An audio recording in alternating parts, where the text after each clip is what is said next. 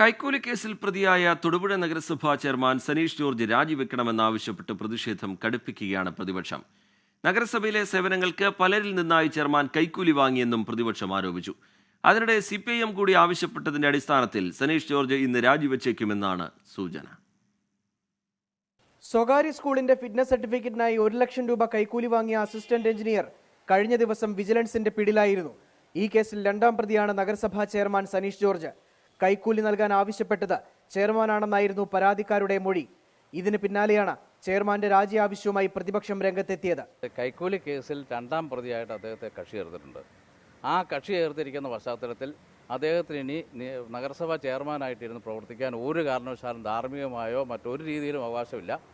ഒരു കാരണവശാലും ചെയർമാനായിട്ട് ഇനിയൊരു അദ്ദേഹം ഇരുന്ന ഒരു കൗൺസിൽ മീറ്റിംഗ് കൂടാൻ ഐക്യ ജനാധിപത്യ മുന്നണി ഒരു കാരണവശാലും അനുവദിക്കില്ല. പലരിൽ നിന്നായി സനീഷ് ജോർജ് പലതവണ കൈക്കൂലി മേടിച്ചിട്ടുണ്ട് എന്നാണ് ആരോപണം.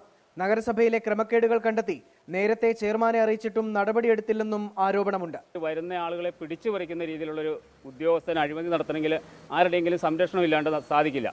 ഒരു ഇടനിലക്കാരൻ എന്ന നിലയിൽ ഇയാളുടെ വീതം കൈപ്പറ്റുന്ന ആളാണെന്ന് ഒരു തരത്തിൽ അന്ന് ഞങ്ങൾ സംശയിച്ചിരുന്നില്ല. തീർച്ചയായിട്ടും അദ്ദേഹം തന്നെയായിരുന്നു അത് സംരക്ഷിക്കുന്നതെന്ന് പിന്നീട് ഞങ്ങൾക്ക് മനസ്സിലായി. സനീഷ് ജോർജിനെതിരെ LDF ക്യാമ്പിലും വിമർശനം ഉയരുകയാണ്. പണം വാങ്ങിയെന്ന ആരോപണത്തിൽ കഴമ്പുണ്ടോ എന്ന് പരിശോധിക്കാനാണ് നേതൃത്വത്തിന്റെ തീരുമാനം. 24 ഇടുക്കി.